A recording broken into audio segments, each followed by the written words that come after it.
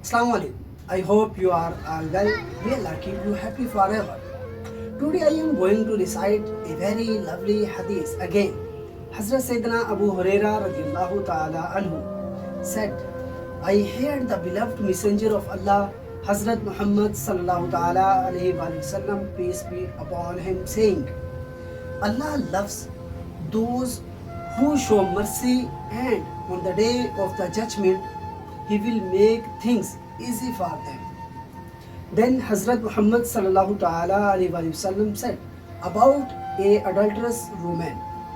An adulterous woman saw a dog walking around a well on a hot day, and its tongue sticking out due to thirst. So he tore off his socks and watered the dog. Allah Almighty loved to water the thirsty dog so much that he forgave all his sins and admitted him to paradise.